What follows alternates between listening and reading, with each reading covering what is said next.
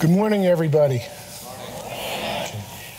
You're a new community to me. I'm usually a tech business kind of guy. I've written and spoken a lot about social media, and I've been writing a book with my frequent colleague, Robert Scoble. It's called The Age of Context, and the subtitle may change, but right now it's How It Will Impact Your Work and Your Life, which is pretty comprehensive. And we didn't start this book with any plan to have anything to do with privacy whatsoever. We went around, as we've done before, and we've talked to a lot of people, entrepreneurs and technologists, about this cool stuff that they're making. It's in 5 categories. You know the categories independently: mobile, social media, data, of course, location-based technologies, and sensors. We look at how these 5 are converging into what we consider a superstorm.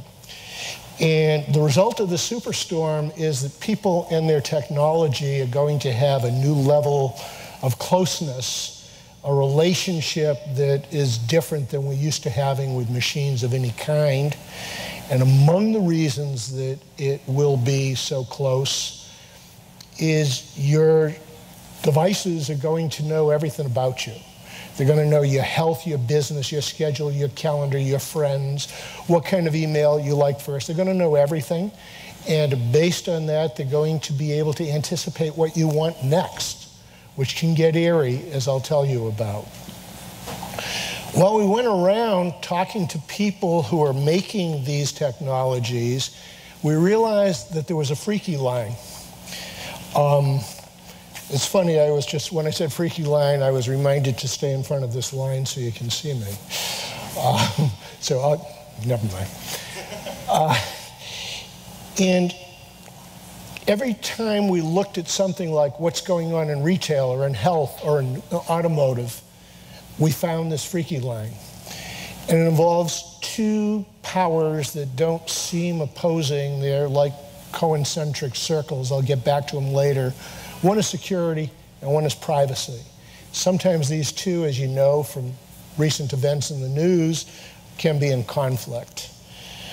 But before I get to what I think about that, let me tell you a little bit about what we found. And I know you know a few of these, and I'll rattle them off rather quickly.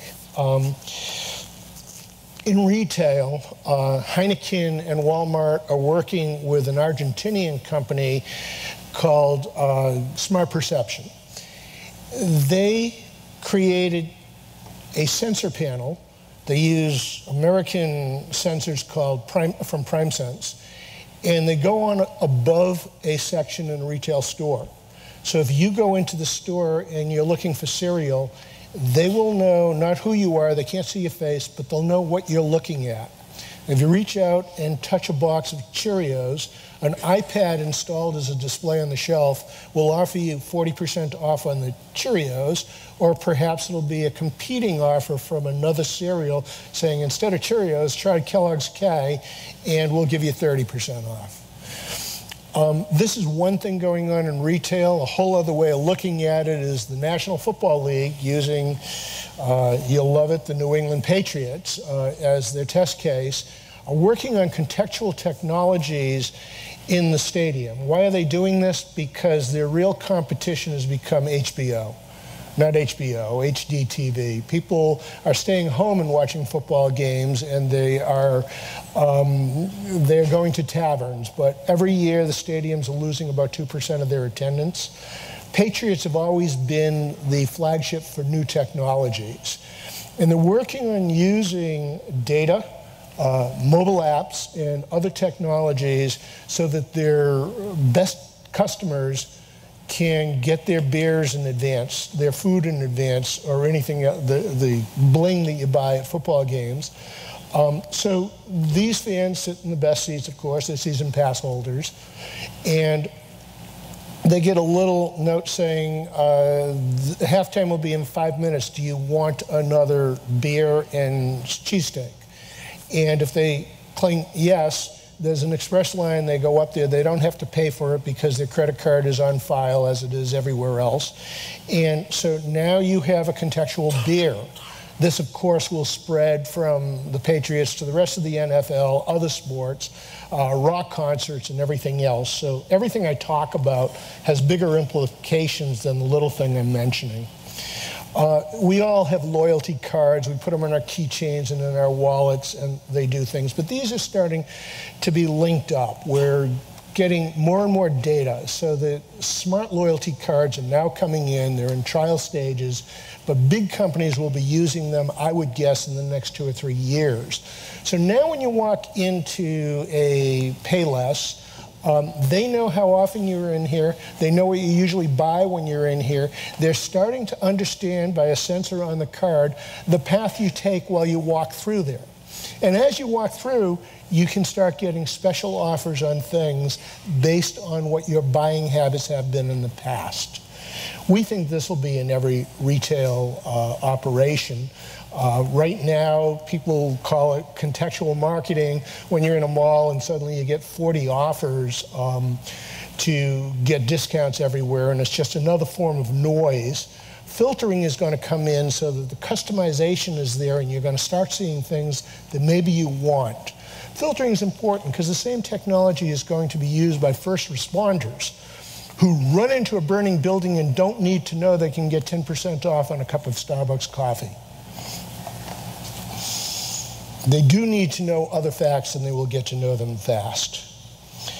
Health is one place that is just amazing on what is going on. There are a few products that you may know. I noticed that Trevor was wearing a Nike Fuelband. Nike Fuelband gives you some basic information that helps people lose weight, stay fit, but it's where it's going and what other technologies are also doing in wearable devices. They're starting to know every function of your body, your glucose level, your heartbeat, your galvanic skin, which basically means the perspiration, which shows your nervousness, whether you have neurological health or not, and other such things. And this is all for you, for your personal health, except it's being gathered and put in the cloud as a data source. Where this data will be used today is not in danger. Where it will be used 10 or 20 years or 5 years in the future, I don't know. Geomedicine is something else that we discovered we never heard of before. There's a clear relationship between your health and where you live. If you live in a coal mine, you're more prone for emphysema. If you live in the mountains, cancer. If you live near a polluted river, then the drinking water you have can lead to intestinal problems. It's only now being used not by the health industry, but this bottom-up movement of people who are using technology for better health. One of the applications we came across in this area is from a company called, a Midwestern company called Asmopolis. I think I said it right. Yes. The Asmopolis application has a sensor device that goes on top of an asthma patient's breathing inhaler, and at the same time has a mobile app. And it collects data on where people use their inhalers. In New York, a school was part of the pilot program, high school level, and they discovered that asthmatic children, excuse me, I get all choked up when I talk about asthma, I don't know why. Asthmatic children walking to school would always breathe the inhaler in the same place. And they discovered that they're rather close to a refinery. So by getting the kids to reroute themselves by 1 block, they stopped the kids from having asthma attacks every day as they walk to and from school. There are many other applications that are being worked on. We looked at cities. We have a chapter called the Contextual Cities, and there's a lot of stuff that's fascinating.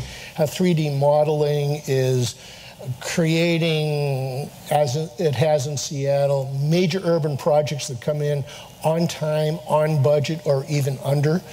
This is by dramatic contrast for those of you from New England on something called the Big Dig.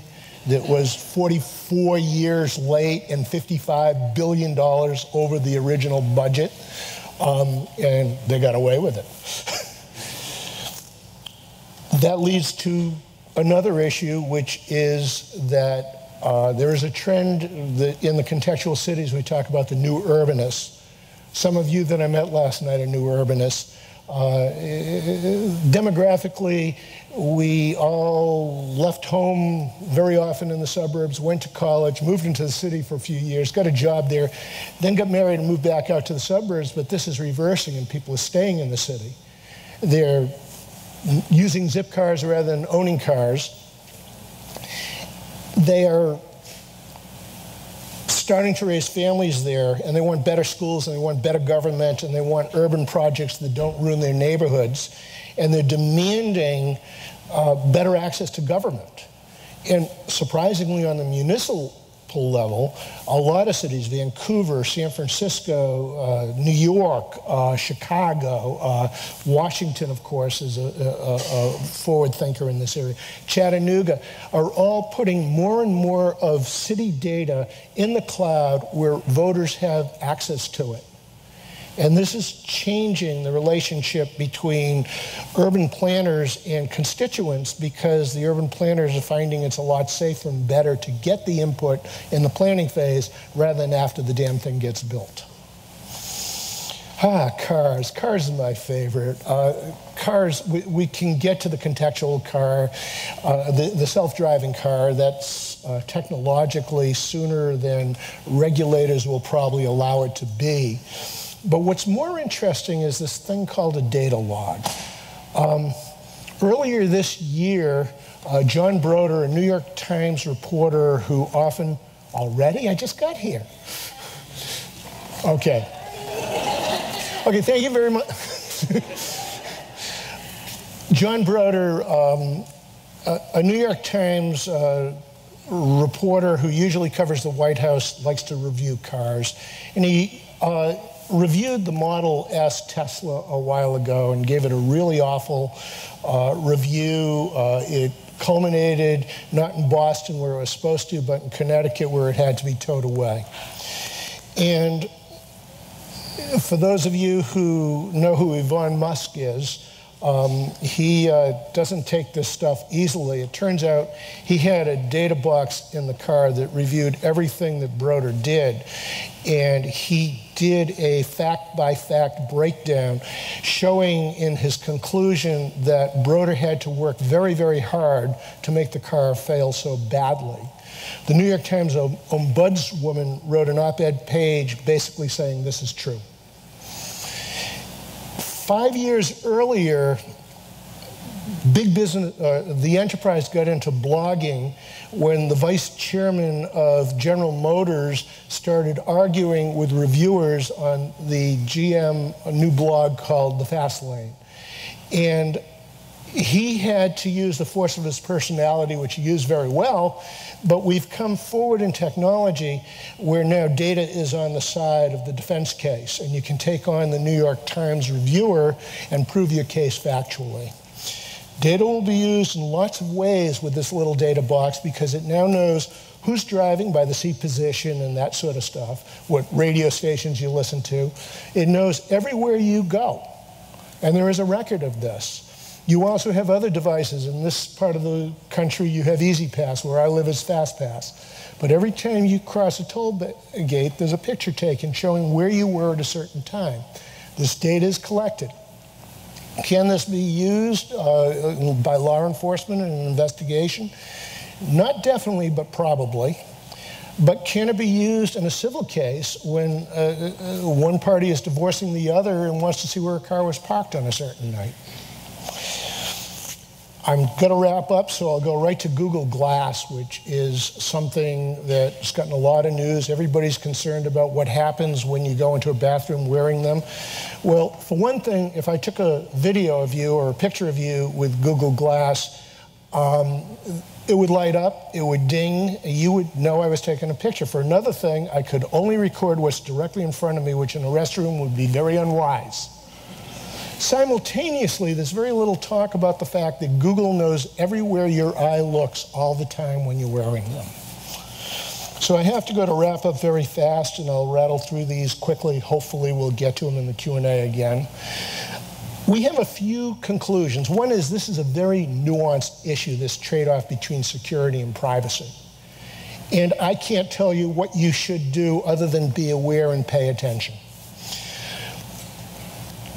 To try to stop it at this point, as some people would like to do, is very idealistic. I think it's a little bit like standing on a beach and trying to punch a tsunami.